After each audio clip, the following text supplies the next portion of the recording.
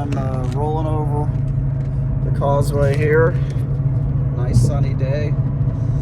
Beautiful day out on the water there, as you can see. And this is typically what it's like the day before one of these big storms rolls in on us. So what this will be for the most part is everybody scampering around, getting gasoline for generators, filling up their cars, getting ice, and stocking up on water and food. We're not supposed to get it too bad, I don't think. It's rolling into the Gulf, but more often than not in the last 5 years, these storms have cut in early in the southern part of the Gulf of Mexico, and came into areas, like Fort Myers, Fort Lauderdale, and then came straight across right over top of us. So we've got hit pretty hard in the last 5 years with several of these storms. So that's kind of, today I'll go home tonight and cover my pool, keep the leaves out as much as possible, and get the sandbags. I have sandbags ready. Get sandbags ready to put in front of the door. My generators are all prepped. I had those serviced a couple of months ago. I've got 2 of them, so they are all ready to rock and roll. I've got about 18 gallons of gas already back in the shed back there. I got my neighbor's got his gas cans back there too. He just bought a generator, so we're pretty well set.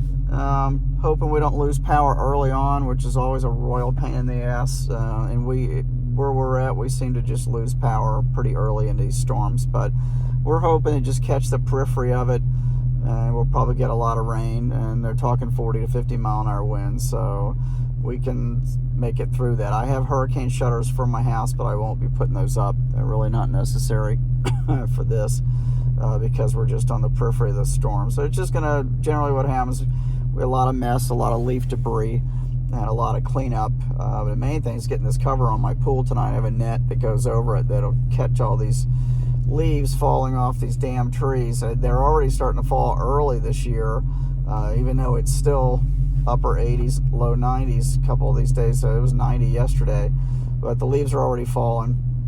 We've had some windy days, and we've had a lot of rain the last few weeks, so there's already some standing water.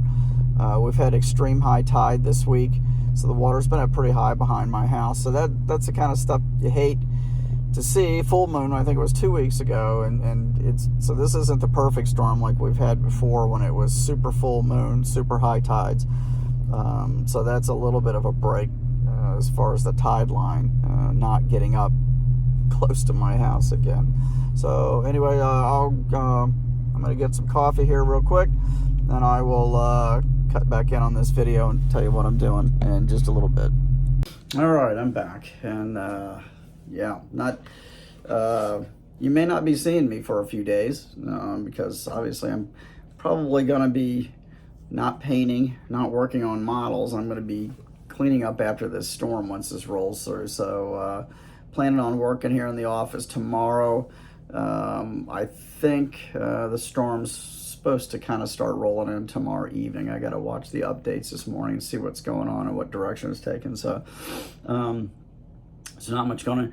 So here's where my projects are. I got the Roth Monster hydroplane.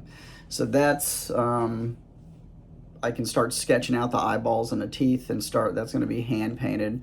I thought I had ordered all my plug wires for that, and I didn't. So I just ordered plug wires off of eBay last night, so I'll have to wait for those to come in so I can plumb the motor on that one. I did get some assembly work on it. You wouldn't believe what I did do to it. I was putting pegboard across the back of my my new work area. Just a little strip, I'd cut it. It's only 6 inches wide, but I wanted to put that all the way across the back so I can still hang some of my hand tools back there and clips and stuff. And I'd moved everything back on the bench, and took the boat was sitting there. Didn't want it to get damaged. Sat it on the chair behind me. There's the mistake. Got everything screwed onto the wall and everything. Sat down to sit back and take a look at what I'd done, and I sat on the boat. So heard the crunch before I got all the way down. Jumped up. So it didn't hurt the hull, thank God. Did not break the figure apart, thank God, because I sat more on the front of the boat. So I did get the motor, broke one of the cylinder heads off, but it was a clean break where it was glued. Cracked the blower belt, and unfortunately it was all mocked up. It wasn't actually glued. Most of it wasn't glued together. It was just mocked up. So, you know, everything blew apart. It didn't do any major damage, but I could not believe I did that. I mean, good grief, you know, I tell you, things happen. So anyway, so the boat, I'll be doing some work on that. Almost done with the Gomad Nomad. I just got to paint one side of the surfboard and put the little propeller and stuff on that. That'll be finished. I'll have that to show you. That's my second build for the under 1,000 group build. So I'm anxious to get that one done and on the shelf. Let's see what else is going on. Shaker trike. So what I did today, I brought down, depending on how busy it is here today, I brought down the remainder of the parts I've got. So these are the shaker trike parts that are ready to be prepped. So this stuff's already prepped and sanded. It's just going to be a matter of, I'm going to try to get it in primer today. I brought some paints and stuff down here to try to get that done. These are the rest of the parts for the Evil Iron Trike. I'm going to finish cleaning these up, get these pieces assembled. These are the taillights, which are mace balls. I have to have all these little spikes glued on, so get those parts cleaned up and maybe get a little paint on those. And that'll get those going. So not a lot left to do. Once I get the rest of that paint on the Evil Iron, it can all go together. So anxious to kind of get that one rolling. The 8th scale Corvette project, going to be ordering paint for that here real soon, and still not 100% sold on doing that in solid candy apple red. I'm on the fence. I just feel like it's not enough, that it needs to be something really wild. The Corvettes from that era, back in the early 80s, my dad and I and my mom, we all had Corvettes that we did the show thing with, which you look at now is just stupid. But, we did it. But a lot of those Corvettes from back in that period of time, especially the ones that had the big blower motors and stuff in them, generally had some pretty wild paint jobs on them, either airbrushed paint jobs, airbrushed hoods, or, a lot of the graphic swagging stripes on the sides, that kind of thing. So I think it'll be pretty in solid candy red, but I think it's going to need something. I'm going to have to do something, some striping or something on the hood. So I'm not 100% sold on what I want to do with that yet. So I'm kind of just not pushing it. I probably will go ahead and get the interior and stuff painted and assembled. I think I'm just going to stick with black on that. It's molded in tan, which is really ugly right now, so I don't like that. So I think I'm going to go with black, and I think what I'll do is use a combination of semi-gloss black, flat black, and just kind of do a mix on the seat insert so it's got some depth to it. So that's generally what I try to do. So but other than that, that's about it.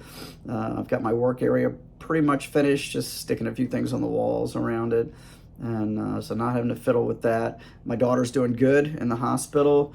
The physical therapy people have been working with her, and they're going to be doing that more and more. She had a little bit of an infection in her neck where the VECMO machine, the artificial lung, was healed up. The sutures were supposed to dissolve. Apparently one of them was too deep and didn't, and it got infected. So they took that out yesterday. They've treated that. So she's doing good. Her appetite's coming back. She's able to sit herself up on the bed. So it's just going to be a matter of just, getting her walking again. So thumbs up on that. Thank you again for everybody thinking of us, her and our family, and keeping us in your thoughts and prayers. It's all a huge help, and it's all great. So thank you. So anyway, one thing I will do sometime in the next few days, because I may have a little time on my hands, because I'm probably I may work a half day here at the office tomorrow, and then I may have to head home because I'm gonna have to bring my mom down to our house too, and kind of shelter her with us. So I'm gonna root around. I had said something to Jess about getting my Munsters house out. Of course, Halloween's coming, so we're going to be putting all that stuff out anyway in the next few weeks. So I'm going to go ahead and dig that out, and I'll start showing you guys some of my builds that I only put out at Halloween, so they only see daylight for about 2 or 3 weeks a year. That's usually how long we leave the Halloween stuff up.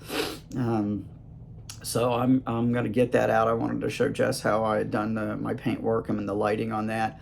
And some of my other models that I've got several that I put out for Halloween, so I'll be showing you that stuff here real soon too. So anyway, stay tuned. I will talk to you again real soon. You guys all keep building, and talk to you soon.